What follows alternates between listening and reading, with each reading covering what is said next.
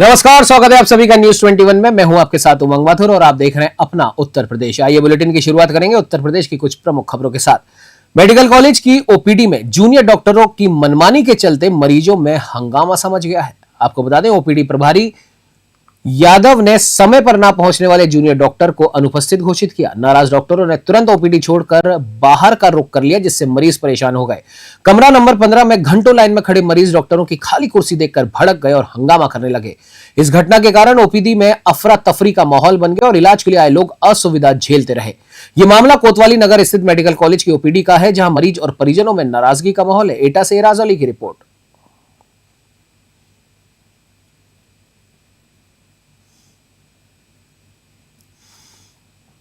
Samajwadi party ने पूर्व रक्षा मंत्री और 3 बार के मुख्यमंत्री मुलायम सिंह यादव की पुण्यतिथि पर भव्य साइकिल रैली का आयोजन किया।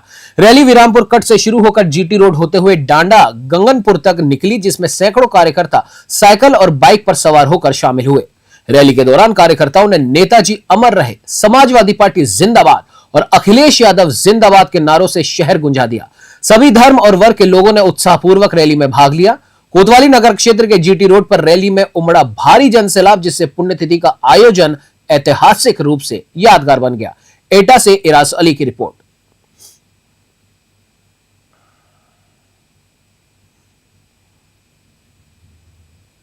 गेंदघर मैदान में आयोजित स्वदेशी मेले का गुरुवार को सांसद डॉक्टर आनंद कुमार गौंड ने फीता काटकर भव्य शुभारंभ किया।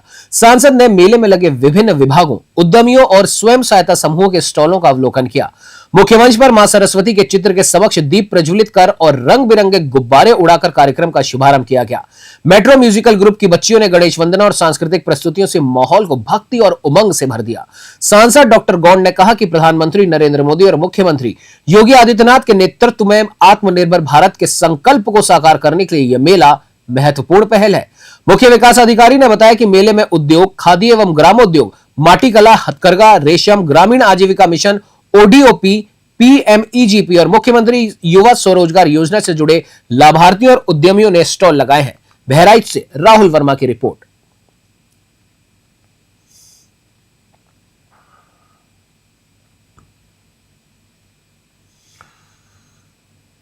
All India Hashmi Sheikh Masoodi welfare educational trust की राष्ट्रीय टीम आज बहराइच शरीफ के लिए रवाना हुई। ट्रस्ट के संस्थापक हाजी अजीजुद्दीन हाशमी ने बताया कि तैयारियां पूरी हो चुकी हैं और अंबेडकर नगर, सुल्तानपुर सहित अन्य क्षेत्रों से लोग इस कार्यक्रम में शामिल होंगे। उपाध्यक्ष मौलाना जाहिद हाशमी ने कहा कि कल सुबह फजर की नमाज के बाद चादरपोशी और संगठन की 7वीं वार्षिक बैठक आयोजित की जाएगी। कार्यक्रम में पूर्व फौजी मोहम्मद इस्माइल हाशमी, चंडीगढ़ प्रदेश अध्यक्ष करमशीर हाशमी और कमेटी के अन्य सदस्य उपस्थित रहेंगे। ट्रस्ट का उद्देश्य समाज को शिक्षा से जोड़ना और सामाजिक कल्याण को बढ़ावा देना है। अंबेडकर नगर से अहमद हसन की रिपोर्ट।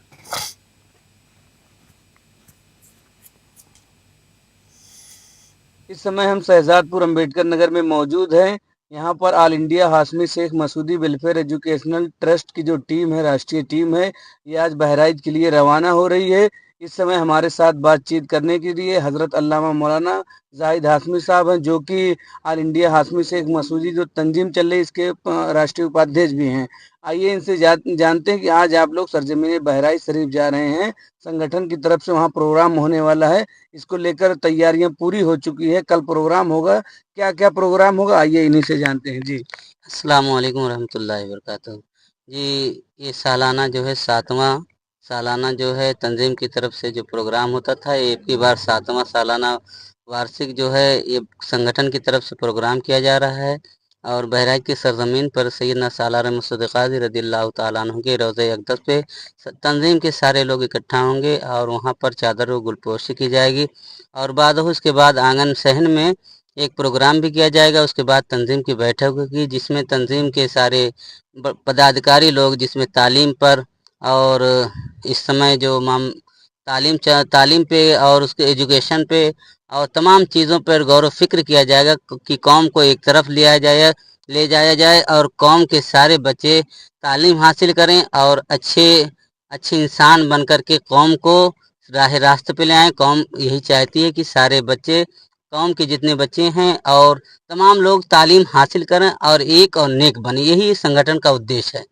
बिल्कुल, ये थे हमारे साथ मौलाना जाहिद हाशमी। इनका साफ तौर पे कहना है कि ऑल इंडिया हाशमी शेख मसूदी जो ये संगठन चल रहा है, इसका मेन मकसद है कि शिक्षा से लोगों को जोड़कर और संगठित करना। इसी मकसद से आज बहराइच शरीफ जा रहे हैं। वहाँ पर सुबह बाद नमाज फजर चादर पोशी होगी, गुलपोशी होगी, उसके बाद सहन में कार्यक्रम का आयोजन होगा। अहमद हसन, न्यूज़ 21 अम्बेडकर।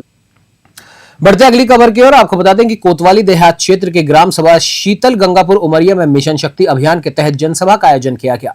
इस कार्यक्रम में महिलाओं की भारी भागीदारी रही। करीब 100 से भी अधिक महिलाएं इसमें शामिल हुई। अधिकारियों ने महिलाओं को उनके अधिकार, सुरक्षा और आत्मनिर्भरता के प्रति जागरूक किया।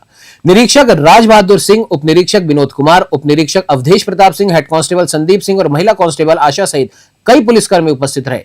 अधिकारियों ने महिलाओं से समाज में सक्रिय भूमिका निभाने की अपील की और कानून द्वारा प्रदत्त अधिकारों की जानकारी दी। सीतापुर से विनीत सिंह की रिपोर्ट।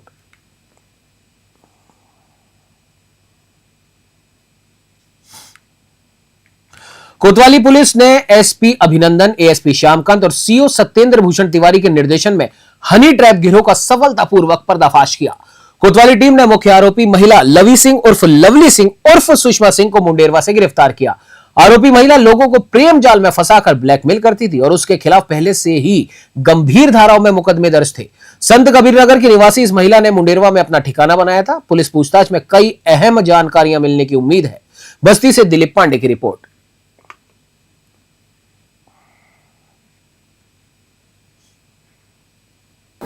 कल दिनांक 9 अक्टूबर 2025 को थाना कोतवाली जनपद बस्ती पर एक वादिनी बीना त्रिपाठी द्वारा यह शिकायत की गई कि उनके पति जो एक प्राइवेट कर्मचारी हैं, एक महिला द्वारा उनको अपने हनी ट्रैप में फंसाकर और उनके कुछ आपत्तिजनक वीडियो बनाकर उनसे अवैध रूप से धन उगाही की जा रही है।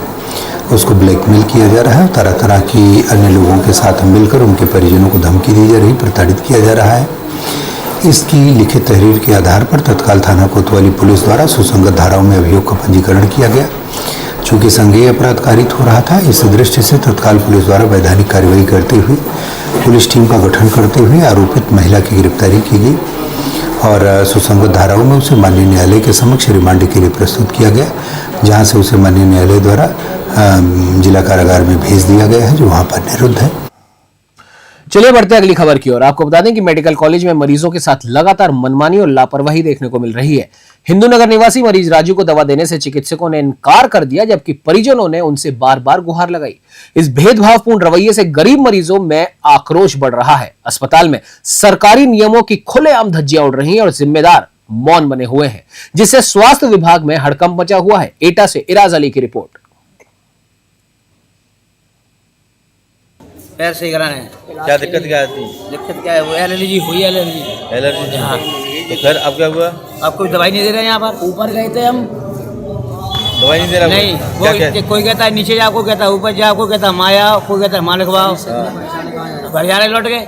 घर क्यों जा रहे हो? तो कोई इलाज नहीं कर रहा है। कोई इलाज नहीं कर रहा? किसे दिखाया था? डॉक्टर ऊपर दिखाई दो, एक दूसरी मंजिल पे 112 में, फिर भेजा उसके बगल में 6 नंबर नीचे भेजा, वो कहता है उसका 122 में जाओ। समाजवादी पार्टी के नेताओं और कार्यकर्ताओं ने संस्थापक मुलायम सिंह यादव की पुण्यतिथि पर सपा कार्यालय में श्रद्धांजलि सभा का आयोजन किया। नेताजी के चित्र पर माल्यार्पण कर उन्हें याद किया गया और उनके योगदान को याद करते हुए सदस्यों ने उनके दिखाए मार्ग पर चलने का संकल्प लिया। सभा में सभी ने युगों तक नेताजी को याद रखने की भावना व्यक्त की। हमीरपुर से कुलदीप सिंह की रिपोर्ट।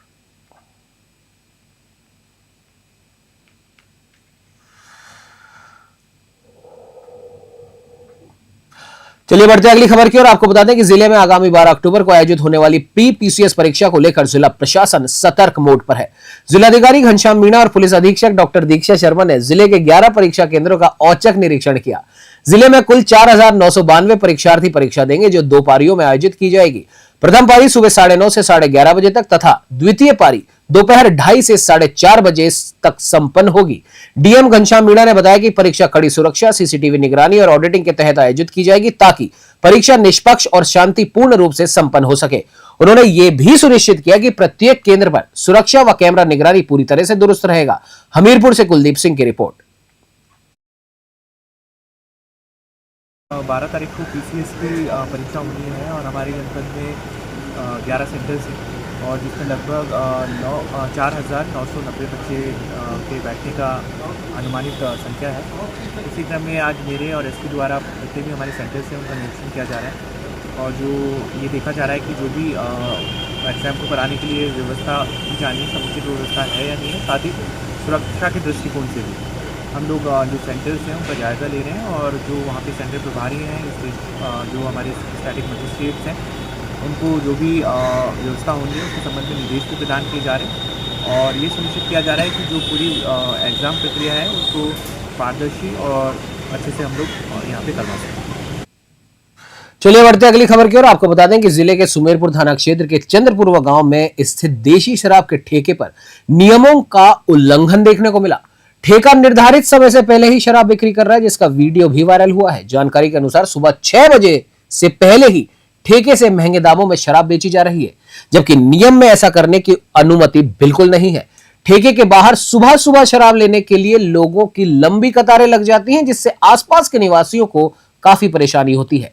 इसके अलावा शराब निर्धारित मूल्य से लगभग 15 रुपए महंगी बेची जा रही है, जिससे ग्राहकों में भी काफी असंतोष है। यह मामला प्रशासन और शराब विभाग के लिए चिंता का विषय बन गया है। हमीरपुर से कुलदीप सिंह की रिपोर्ट।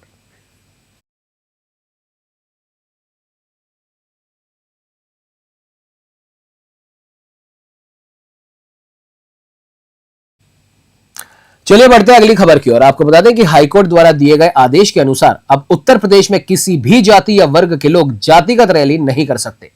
बावजूद इसके राजनीतिक दल अलग अलग जाति समूहों को संगठित करने के लिए जातिगत रैलियों का आयोजन करते हैं। बताया गया कि इलाहाबाद हाईकोर्ट ने 4 या 5 वर्ष पहले आदेश दिया था कि सभी सरकारी कर्मचारी जैसे आईएएस और पीसीएस अपने बच्चों को सरकारी स्कूल में पढ़ाएं, लेकिन यह आदेश अभी तक लागू नहीं हुआ। इस विषय पर न्यूज़ 21 के संवाददाता सम यादव ने मिर्जापुर में करनी सेवा जिला अध्यक्ष दिलीप सिंह से खास बातचीत की।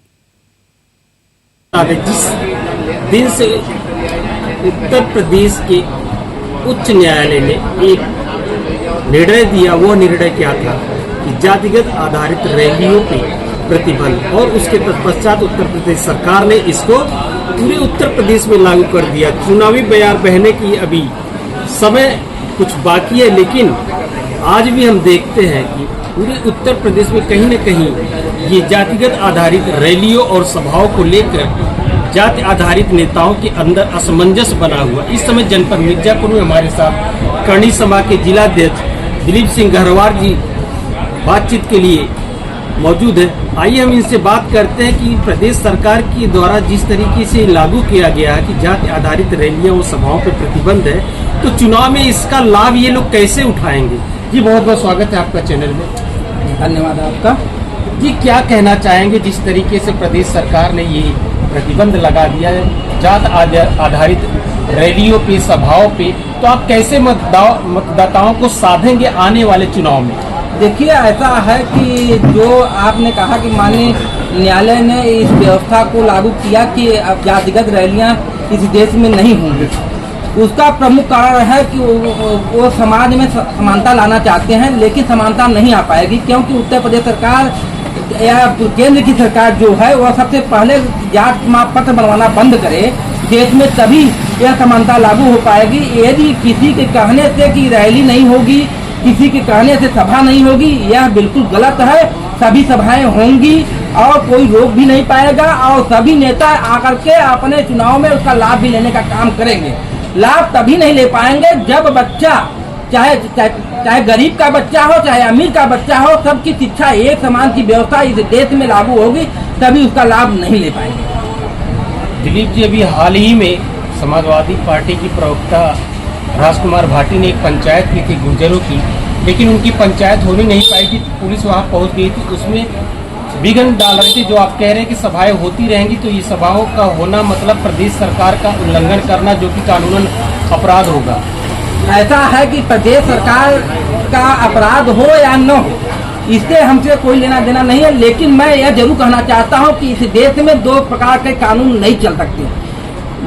इस देश में एक तरह का कानून बनाया जाए, एक तरह की व्यवस्था बनाई जाए, जिससे कि सभी लोग उसका पालन करें, तभी इस देश में व्यवस्थाएं चलेंगी। इस समय देश में एक तरफ आप जात के नाम पर आरक्षण की व्यवस्था देते हैं, जात के नाम पर नौकरी देने का काम करते हैं, इसी देश में जात के नाम पर कोई व्यक्ति बोलता है तो इसी देश में SC/ST का मुकदमा दर्ज होता है, पिछड़ी जात का मुकदमा दर्ज होता है। ऐसे देश में समझ लीजिए समानता का अधिकार लागू होना बड़ा ही मुश्किल है और जो सत्ता रहती है वह सत्ता विपक्ष को हमेशा परेशान करने का काम करती है, इसमें कोई संदेह नहीं है। लेकिन इस संदेह को मैं मिटाना चाहता हूँ, जब इस देश में एक कानून लागू होगा तभी यह व्यवस्थाएं चलेंगी, अन्यथा नहीं चल पाएंगे। दिलीप जी, अभी कुछ दिनों पूर्व न्यायालय के द्वारा एक निर्णय आया था कि सभी सरकारी नौकरी करने वाले लोग अपने बच्चों को सरकार के विद्यालयों में भेजेंगे, लेकिन वो मामला धीरे धीरे ठंडे बस्ते में चला गया। किसी भी संगठन ने, किसी पार्टी ने और किसी जात आधारित संगठन ने भी इस प्रकरण को नहीं उठाया, जिसके कारण उत्तर प्रदेश में जो सरकारी स्कूल की जो व्यवस्था है पूरी तरीके से चरमराई है। उस पर क्या कहना चाहेंगे? माननीय उच्च न्यायालय ने यह व्यवस्था 5-6 साल पहले लागू किया था कि सरकारी काम करने वाले चाहे अधिकारी हो चाहे कर्मचारी हो, सभी के बच्चे सरकारी विद्यालयों में पढ़ेंगे। उसका उद्देश्य एक ही था कि जब सरकारी विद्यालयों में कर्मचारियों और अधिकारियों के बच्चे जब पढ़ने जाएंगे तो वहाँ शिक्षा का जो स्तर है, जो निम्न स्तर पर पहुँच गया है, वह उसमें सुधार होना निश्चित रूप से स्वाभाविक होगा। लेकिन यह सरकार की जिम्मेदारी होती है कि यदि न्यायालय ने इस व्यवस्था को लागू किया तो सरकार की नैतिक जिम्मेदारी होती है कि वह धरातल पर उतारने का काम करे। जिस दिन IAS और PCS और कर्मचारियों के बच्चे सरकारी विद्यालयों में पढ़ने का काम करेंगे तो निश्चित रूप से जो प्राइवेट की तरफ लोगों का झुकाव है वह कम होने का काम करेगा।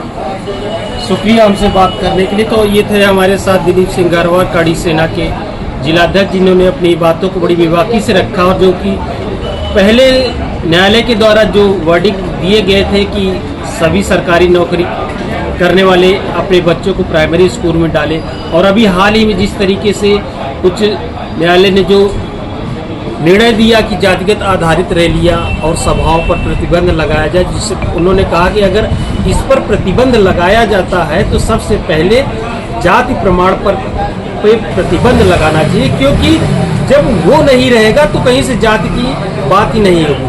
और उसके साथ जो उन्होंने बताया कि किस तरीके से आज हमारे पूरे विभागों में चाहे जिसकी सरकार हो, हर जात के लोग अपनी अपनी जात को तवज्जो देते चले आए। ऐसे ही ढेर सारे मुद्दे ऐसे हैं जिसमें कि हम देख रहे हैं कि आने वाले समय में एक ज्वलंत मुद्दा बनने वाला है। अब ये तो समय बताएगा कि समय के साथ सरकार कितना सजग रहेगी। बढ़ते अगली खबर की ओर। आपको बता दें कि धरती पुत्र स्वर्गीय मुलायम सिंह यादव की पुण्यतिथि आज 10 अक्टूबर को सपा जिला कार्यालय पर पूर्वाह्न 11 बजे मनाई गई। सपा के राष्ट्रीय अध्यक्ष और पूर्व मुख्यमंत्री अखिलेश यादव एवं प्रदेश अध्यक्ष श्यामलाल पाल के निर्देशानुसार कार्यक्रम का आयोजन किया गया। श्रद्धांजलि कार्यक्रम में रक्तदान शिविर का भी आयोजन किया गया और मंडलीय अस्पताल में फल वितरित किए गए। इस अवसर पर विचार गोष्ठी भी आयोजित की गई, जिसमें नेताजी के व्यक्तित्व और कृतित्व पर चर्चा की गई। कार्यक्रम की अध्यक्षता सपा पूर्व जिला अध्यक्ष शिवशंकर यादव ने की। मिर्जापुर से SN यादव की रिपोर्ट।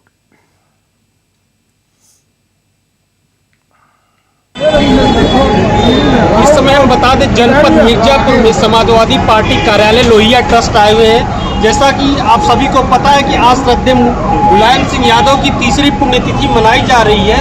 आज समाजवादी पार्टी कार्यालय में हम देख रहे हैं कि हजारों की संख्या में कार्यकर्ता और पदाधिकारी आए हुए हैं। आइए हम बात करते हैं। जिस तरीके से देख रहे हैं श्रद्धेय मुलायम सिंह यादव के ऊपर फूलों की वर्षा हुई है, लोगों ने श्रद्धांजलि अर्पित किया है। यहाँ पर उपस्थित जिले के सभी वर्तमान और पूर्व जिलाध्यक्ष और सांसद विधायक पूर्व मौजूद है। आइए हम बात करते हैं कि आज मुलायम सिंह यादव की जो तीसरी पुण्यतिथि मनाई जा रही है उस पर क्या कहना चाहेंगे, क्या संदेश देना चाहेंगे और उसके द्वारा बताएंगे किन रास्तों पर चलकर फिर से उत्तर प्रदेश में आगे आने वाले 2027 में सपा की सरकार आएगी, किस तरीके से। जी, आज नेताजी का पुण्यतिथि है।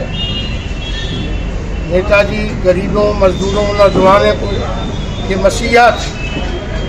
समाज में रहने वाला हर इंसान चाहे जिस जात का हो, चाहे जिस धर्म का हो, नेताजी सबको लेके चले। इतनी बड़ी फौज नेताजी बनी, ये नेताजी की थी। और नेताजी ने कहा था कि समाजवादी पार्टी कभी मर नहीं सकती, सदैव नौजवान रहेगी। तब इन्होंने माननीय अखिलेश जी को राष्ट्रीय अध्यक्ष के रूप में किया।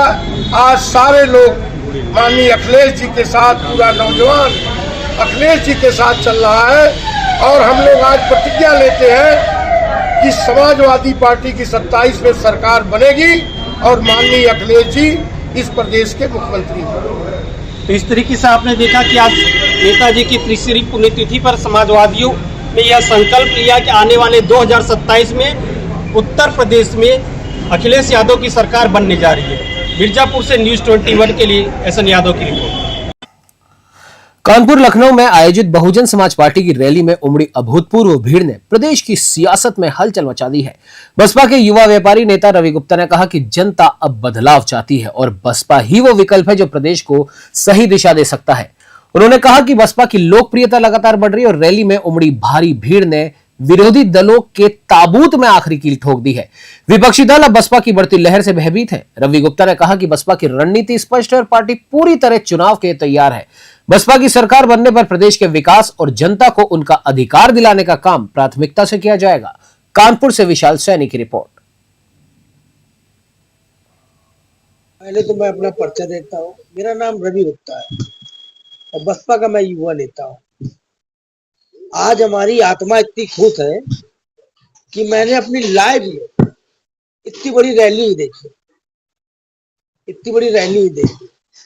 और रैली देखी हमने देखी एक दिन पहले। लोग तो उस दिन जाते हैं, एक दिन पहले आदमी पैदल दिख रहा है। हम तो जहाजमऊ में हमारे जितने भी कार्यकर्ता है, पदाधिकारी है, हम लोग तो सब जहाजमऊ पुल पे रात में रहे हैं। तो मैंने ये देखा जुनून भाड़े पे नहीं, लोग भाड़े पे करके ले जाते हैं। पब्लिक लोग भाड़े पे पब्लिक करके ले आते हैं। बिन भाड़े पे पब्लिक देखा मैंने, लोगों को लगन देखा, बहन जी का मैंने प्यार देखा, आकाश आनंद जी का मैंने प्यार देखा। जनता प्यार पे कूदी रात में अपार ढाबों में भीड़। हम ये देख रहे थे कि पुराना कुंभ का मेला आ गया क्या। हमको तो ये महसूस लग रहा था कि कुंभ का मेला आ गया है।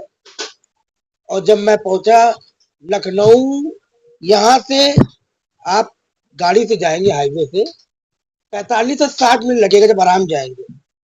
2-2 घंटे में लोग पहुंचे, इतनी भीड़ थी। इस बुलेटिन में फिलहाल इतना ही। देश प्रदेश की तमाम ताजा तरीन खबरों को जानने के लिए आप बने रहिए हमारे साथ और देखते रहिए न्यूज़ 21। नमस्कार।